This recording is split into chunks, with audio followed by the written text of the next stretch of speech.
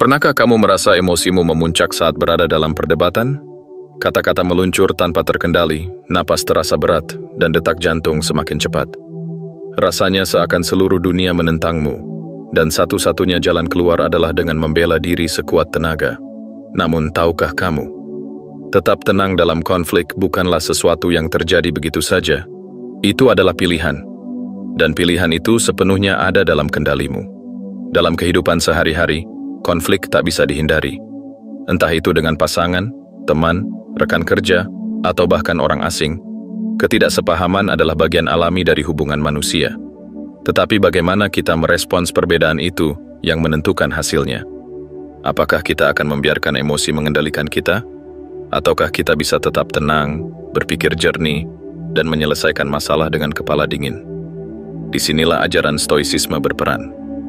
Filosofi kuno ini mengajarkan bahwa kita tidak bisa mengontrol apa yang terjadi di luar diri kita, tetapi kita selalu bisa mengontrol cara kita meresponsnya.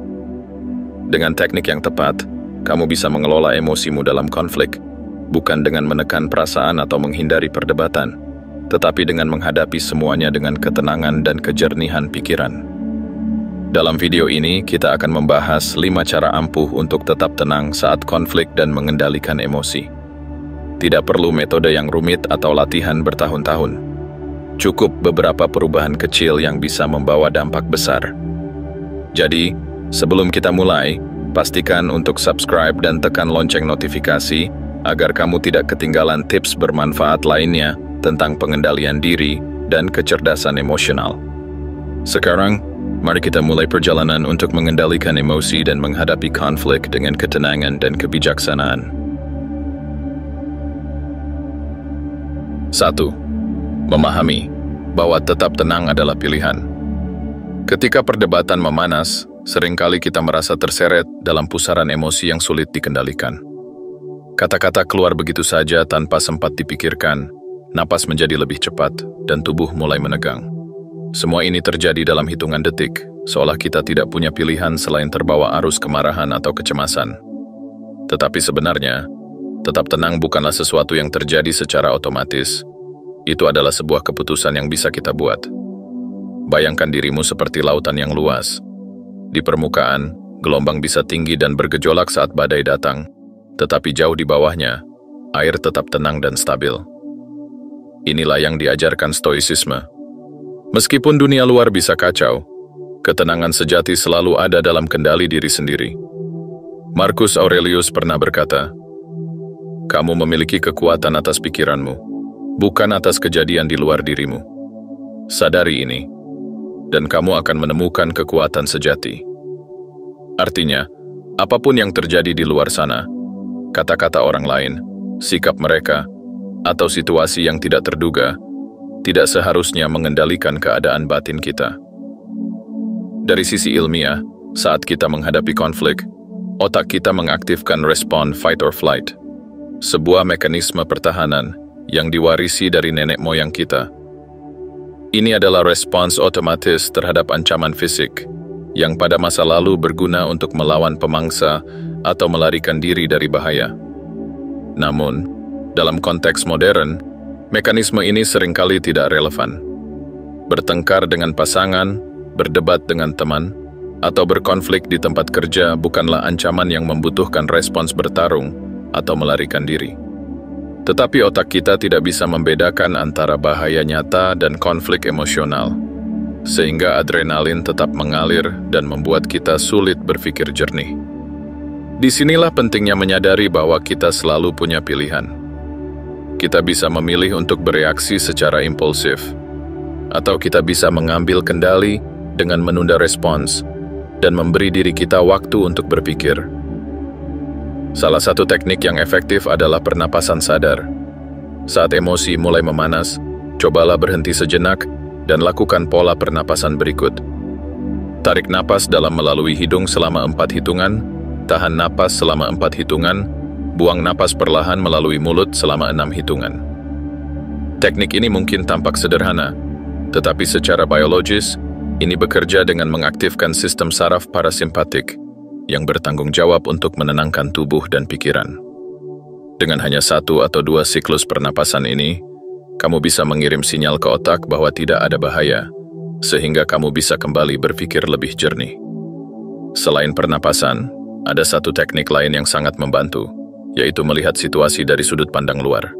Bayangkan kamu bukan orang yang sedang terlibat dalam perdebatan, tetapi seorang pengamat netral yang menonton kejadian ini dari kejauhan. Jika melihat dua orang berdebat dari luar, kamu bisa dengan mudah melihat apa yang menyebabkan konflik, bagaimana emosi berperan dalam percakapan, dan langkah-langkah apa yang dapat meredakan situasi. Dengan mengambil pendekatan ini, kamu tidak hanya mengurangi keterlibatan emosionalmu, tetapi juga bisa lebih objektif dalam menilai apa yang sebenarnya terjadi. Tetap tenang dalam konflik bukan berarti menekan perasaan, tetapi justru membiarkan emosi datang dan pergi tanpa harus bereaksi berlebihan. Jika kita membayangkan emosi seperti gelombang, kita tidak perlu menolak atau melawannya. Cukup biarkan ia berlalu. Tidak ada ombak yang bertahan selamanya, dan tidak ada emosi yang akan menguasaimu kecuali kamu membiarkannya. Saat menghadapi konflik berikutnya, cobalah tanyakan pada diri sendiri, apakah ini layak untuk membuatku kehilangan ketenangan? Apakah aku ingin menyelesaikan masalah atau hanya ingin menang? Bagaimana aku bisa merespons dengan lebih bijak? Dengan latihan dan kesadaran, kamu akan mulai melihat bahwa tetap tenang bukanlah sesuatu yang terjadi begitu saja, tetapi sesuatu yang bisa kamu pilih setiap saat. Dan dalam pilihan itulah terletak kekuatan sejati. 2. Kekuatan mendengar lebih dari berbicara. Dalam sebuah perdebatan, kebanyakan orang sibuk memikirkan apa yang akan mereka katakan selanjutnya daripada benar-benar mendengarkan lawan bicaranya. Ini adalah kesalahan umum yang seringkali memperburuk konflik. Saat kita lebih fokus pada menyusun argumen untuk membela diri atau membuktikan bahwa kita benar, kita kehilangan kesempatan untuk memahami apa yang sebenarnya sedang terjadi. Akibatnya, perdebatan yang seharusnya bisa diselesaikan dengan kepala dingin justru semakin memanas, karena masing-masing pihak merasa tidak dipahami dan tidak didengar. Mendengarkan bukan sekadar diam sementara orang lain berbicara. Mendengarkan yang sebenarnya adalah tentang memahami, bukan hanya menunggu giliran untuk berbicara. Saat kita benar-benar mendengar, kita bisa menangkap emosi yang tersembunyi di balik kata-kata seseorang, memahami sudut pandang mereka, dan merespons dengan cara yang lebih efektif. Stoicisme mengajarkan pentingnya mengendalikan impuls untuk berbicara dan membela diri. Marcus Aurelius pernah berkata, "Sebagian besar dari apa yang kita katakan dan lakukan tidaklah penting. Tanyakan pada dirimu sendiri, apakah ini perlu?" Kalimat ini menjadi pengingat bahwa tidak setiap kata perlu diucapkan, terutama dalam situasi konflik. Terkadang diam dan mendengarkan bisa menjadi strategi yang jauh lebih kuat daripada berbicara. Dalam banyak perdebatan, kita cenderung menganggap lawan bicara sebagai musuh, bukan sebagai seseorang yang juga ingin dipahami. Hal ini menyebabkan kita lebih fokus pada memenangkan argumen daripada mencari solusi. Tetapi jika kita melihat konflik sebagai kesempatan untuk memahami sudut pandang lain, kita akan lebih mungkin untuk tetap tenang dan menghindari emosi negatif yang tidak perlu. Salah satu teknik mendengar yang bisa digunakan dalam perdebatan adalah reflective listening atau mendengarkan secara reflektif. Teknik ini melibatkan pengulangan atau peringkasan apa yang dikatakan lawan bicara untuk memastikan bahwa kita benar-benar memahami maksud mereka. Misalnya, jika seseorang berkata, "Kamu tidak pernah mempertimbangkan pendapatku," jangan langsung bereaksi dengan defensif. Sebaliknya, coba katakan, "Jadi kamu merasa pendapatmu sering diabaikan? Aku ingin memahami lebih lanjut, bisakah kamu jelaskan?" Respon semacam ini memiliki dua efek utama. Pertama, ini memberi lawan bicara perasaan bahwa mereka didengar dan dipahami, yang seringkali cukup untuk menurunkan ketegangan. Kedua, ini memungkinkan kita untuk memahami lebih dalam apa yang sebenarnya mereka rasakan, sehingga kita bisa merespons dengan lebih baik. Selain itu, bahasa tubuh juga memainkan peran penting dalam menunjukkan bahwa kita benar-benar mendengarkan. Tanpa sadar, banyak orang menunjukkan sikap defensif melalui postur tubuh mereka, seperti menyilangkan tangan, mengetuk-ngetukkan jari, atau menghindari kontak mata. Sikap-sikap ini bisa membuat lawan bicara merasa diabaikan atau tidak dihargai, Sebaliknya, cobalah untuk menunjukkan bahasa tubuh yang terbuka. Jaga kontak mata, tetapi jangan terlalu menatap tajam. Anggukan kepala sesekali untuk menunjukkan bahwa kamu mengikuti pembicaraan. Jaga postur tubuh yang santai. Jangan menyilangkan tangan atau bersandar terlalu jauh. Dengan melakukan hal-hal sederhana ini, kamu mengirimkan sinyal bahwa kamu benar-benar hadir dalam percakapan, bukan hanya menunggu giliran untuk berbicara.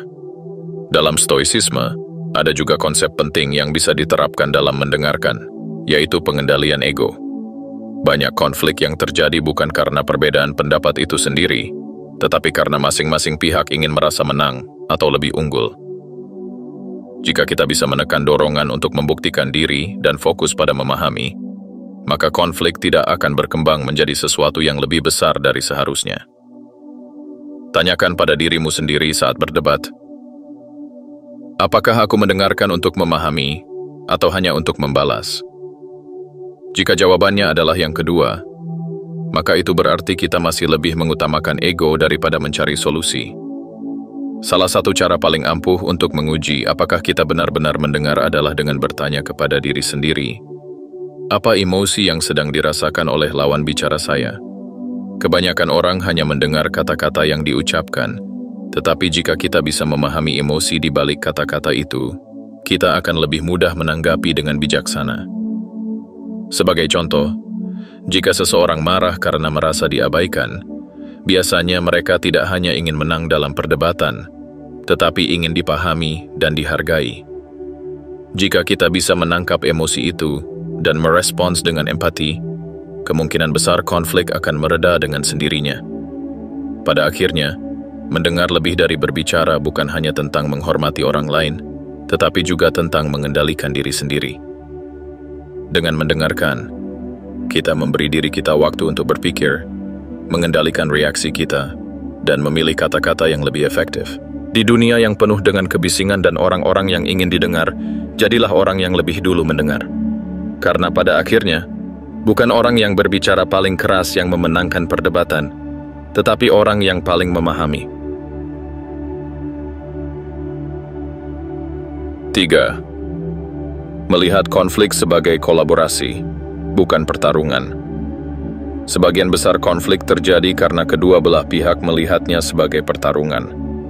Masing-masing merasa perlu membuktikan bahwa dirinya benar dan lawan bicaranya salah. Ini adalah mentalitas aku versus kamu yang menciptakan jarak, meningkatkan ketegangan, dan membuat penyelesaian semakin sulit.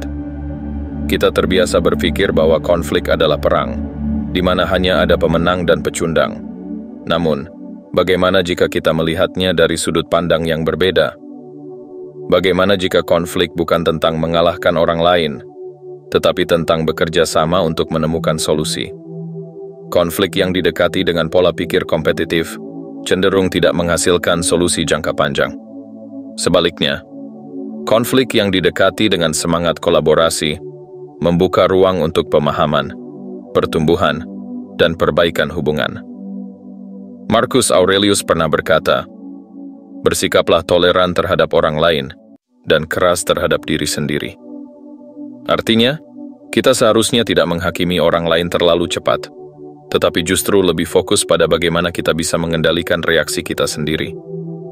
Ketika kita melihat konflik sebagai kolaborasi, kita mulai memahami bahwa tujuannya bukan untuk menang, melainkan untuk memahami dan mencari jalan keluar yang terbaik bagi kedua belah pihak.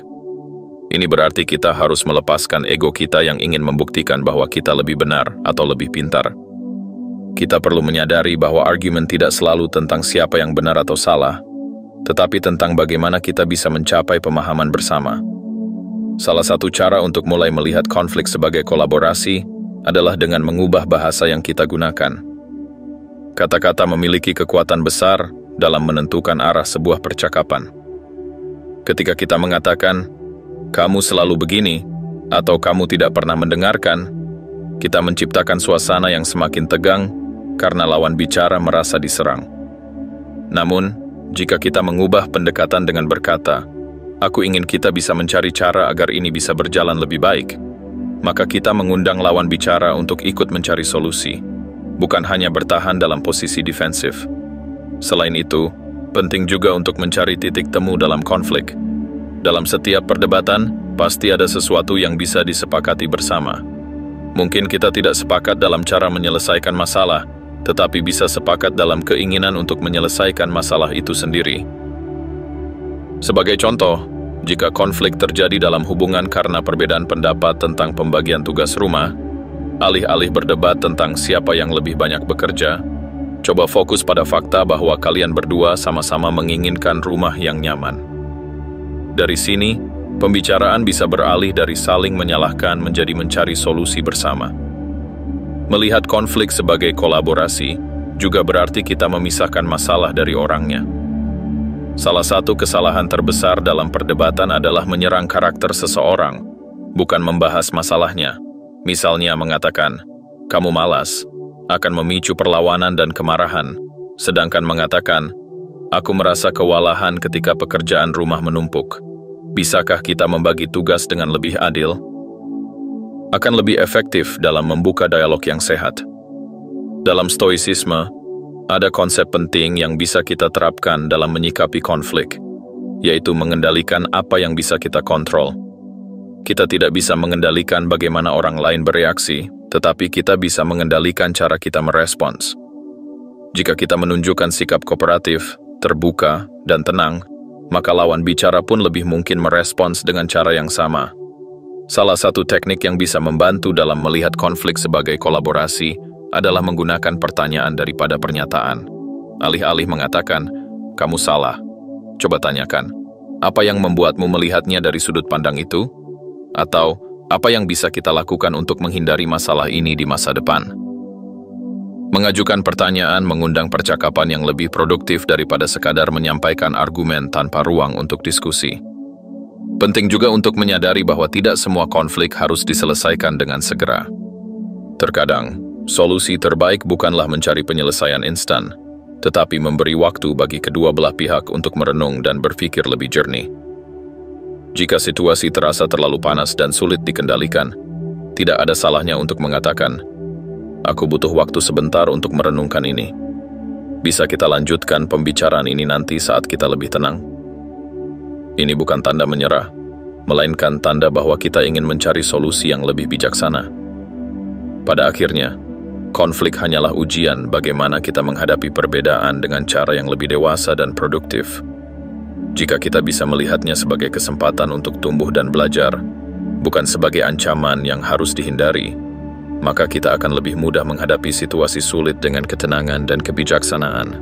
Jadi, saat konflik terjadi, tanyakan pada dirimu sendiri, apakah aku ingin menang atau aku ingin memahami? Apakah aku sedang mencari solusi atau hanya ingin membuktikan bahwa aku benar?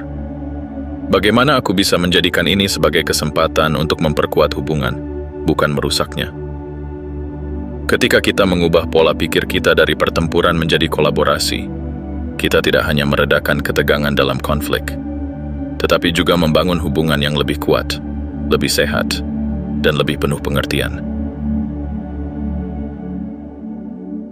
4. Kendalikan tubuh, kendalikan pikiran. Seringkali, dalam sebuah konflik, kita merasa kehilangan kendali. Emosi meledak-ledak, pikiran kabur, dan kata-kata keluar tanpa filter. Namun sebelum kita menyadari, tubuh kita sebenarnya sudah lebih dulu bereaksi. Jantung berdebar kencang, napas menjadi dangkal, bahu menegang, dan rahang mengeras. Tanpa kita sadari, tubuh telah memasuki mode pertahanan, seolah-olah kita sedang menghadapi bahaya besar. Disinilah letak permasalahannya. Saat tubuh menegang, pikiran kita ikut terseret ke dalam gelombang emosi yang tidak terkendali. Sebaliknya, ketika kita bisa mengendalikan tubuh, kita juga bisa mengendalikan pikiran. Inilah prinsip dasar yang diajarkan oleh para filsuf Stoik. Jika kita mampu mengendalikan reaksi eksternal kita, kita juga akan mampu mengendalikan dunia internal kita. Bayangkan kamu sedang mengemudi di tengah badai. Jika kamu menggenggam kemudi dengan erat, menekan pedal gas dengan kasar, dan panik dalam setiap gerakan, perjalanan akan terasa semakin berbahaya. Tetapi jika kamu memperlambat laju, menggenggam kemudi dengan stabil, dan bernapas dengan tenang, badai yang sama akan terasa jauh lebih mudah untuk dilalui. Demikian pula dalam konflik, ketika tubuh kita tetap tenang, kita bisa menghadapi badai emosional dengan lebih bijaksana.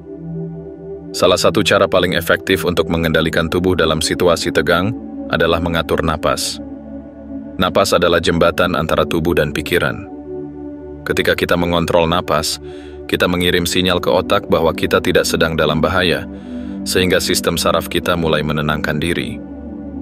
Teknik pernapasan yang bisa kamu coba adalah pernapasan 4-6-4-6. Tarik napas perlahan melalui hidung selama 4 hitungan. Tahan napas selama 4 hitungan. Buang napas perlahan melalui mulut selama 6 hitungan. Lakukan ini beberapa kali, dan kamu akan merasakan perubahan yang nyata. Detak jantung mulai melambat, otot-otot mulai rileks, dan pikiran menjadi lebih jernih. Ini adalah trik sederhana tetapi sangat ampuh dalam menghadapi situasi penuh tekanan. Selain napas, hal lain yang perlu diperhatikan adalah ketegangan tubuh. Ketika kita marah atau stres, tubuh secara otomatis merespons dengan menegang. Bahu naik, tangan mengepal, rahang mengeras. Coba perhatikan postur tubuhmu sekarang. Apakah bahumu terasa naik? Apakah tanganmu mengepal tanpa sadar? Jika iya, cobalah untuk melepaskan ketegangan itu secara sengaja. Salah satu teknik yang bisa membantu adalah body scan, yaitu memeriksa tubuh dari kepala hingga kaki untuk mencari area yang terasa tegang dan secara sadar melemaskannya. Mulailah dengan rahang. Jika terasa tegang, buka sedikit mulut dan biarkan rileks. Lalu turun ke bahu. Jika terasa naik, tarik napas dalam dan turunkan dengan lembut. Jika tangan mengepal, buka perlahan dan letakkan dalam posisi santai.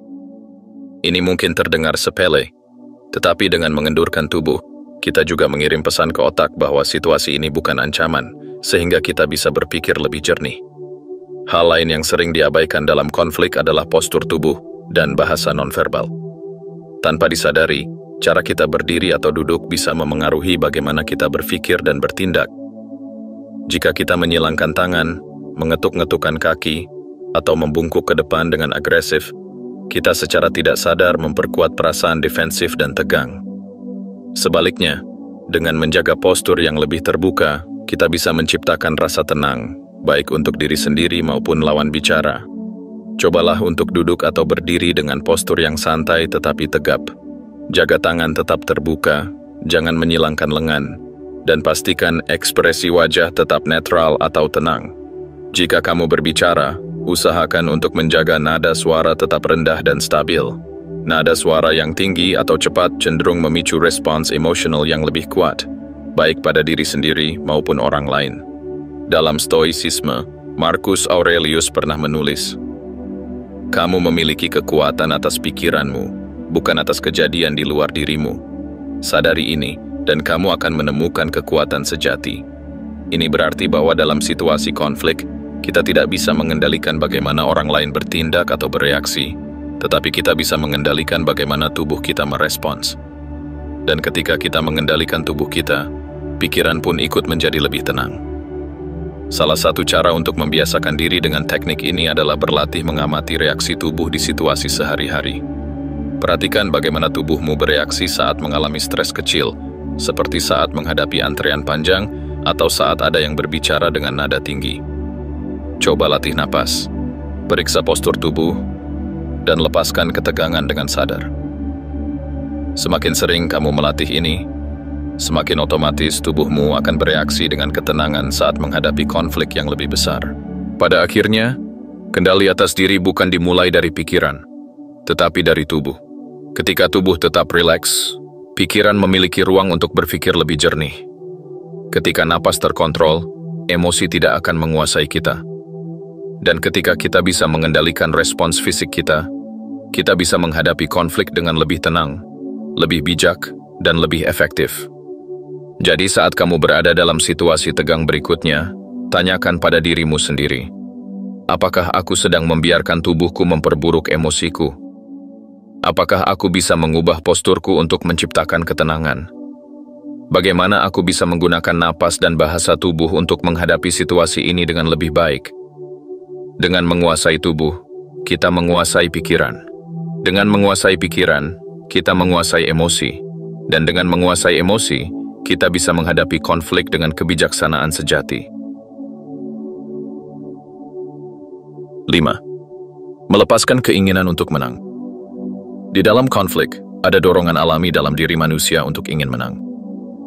Saat kita merasa disalahkan, dikritik, atau tidak dihargai, ego kita bergejolak, dan tanpa sadar, kita ingin membuktikan bahwa kita benar. Kita ingin lawan bicara mengakui kesalahan mereka, meminta maaf, atau mengubah pendapatnya sesuai dengan sudut pandang kita. Tetapi inilah kenyataan pahit yang harus kita terima.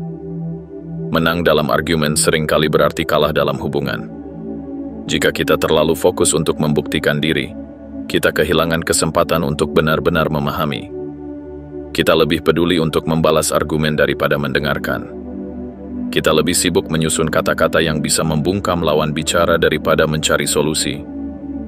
Dan tanpa kita sadari, konflik yang seharusnya bisa selesai dengan damai justru semakin membesar, menciptakan jarak dan luka yang sulit diperbaiki. Stoicisme mengajarkan bahwa kebijaksanaan sejati bukanlah tentang mengendalikan orang lain, tetapi tentang mengendalikan diri sendiri. Marcus Aurelius pernah berkata, dampak dari kemarahan seringkali lebih buruk daripada penyebabnya. Artinya, dalam banyak kasus, konsekuensi dari dorongan untuk menang jauh lebih merusak daripada masalah awal yang menyebabkan konflik. Ketika kita merasa terseret dalam perdebatan yang semakin panas, kita harus bertanya pada diri sendiri, apa yang sebenarnya ingin aku capai? Apakah tujuanku untuk memperbaiki situasi atau hanya untuk memenangkan argumen? Apakah membuktikan bahwa aku benar lebih penting daripada menjaga hubungan ini? Menang dalam perdebatan mungkin memberikan kepuasan sesaat, tetapi apa gunanya jika setelah itu hubungan menjadi rusak? Apa gunanya jika setelah kita membuktikan bahwa kita benar, lawan bicara kita merasa tersinggung, terluka, atau semakin menjauh? Kebijaksanaan bukanlah tentang membungkam orang lain, tetapi tentang menemukan keseimbangan antara kebenaran dan kedamaian. Salah satu cara untuk melepaskan keinginan menang adalah dengan mengutamakan pemahaman daripada pembuktian diri. Ini berarti kita tidak hanya mendengar kata-kata lawan bicara, tetapi juga mencoba memahami perasaan, kebutuhan, dan perspektif mereka. Terkadang, orang tidak hanya ingin didengar, mereka ingin dimengerti. Kita bisa mulai dengan menggunakan kalimat yang menunjukkan empati dan keterbukaan. Misalnya, aku mengerti kenapa kamu merasa seperti itu. Aku ingin memahami sudut pandangmu lebih dalam. Bisa kita cari solusi bersama yang baik untuk kita berdua? Kalimat seperti ini tidak menunjukkan bahwa kita menyerah atau mengakui kekalahan, tetapi justru menunjukkan kedewasaan dan pengendalian diri. Lawan bicara akan merasa lebih dihargai, dan seringkali ini cukup untuk menurunkan ketegangan dalam konflik. Selain itu, kita juga bisa berlatih untuk mengatakan, kamu mungkin benar. Kalimat ini sangat sederhana, tetapi memiliki efek yang luar biasa. Bukan berarti kita benar-benar setuju, tetapi dengan mengatakan ini, kita menunjukkan bahwa kita terbuka untuk mempertimbangkan sudut pandang lain. Ini juga memberikan ruang bagi lawan bicara untuk lebih reflektif dan tidak merasa terpojok. Hal lain yang bisa membantu kita melepaskan keinginan untuk menang adalah melihat gambaran besar. Dalam sebulan, setahun, atau bahkan 5 tahun ke depan, apakah argumen ini masih akan penting?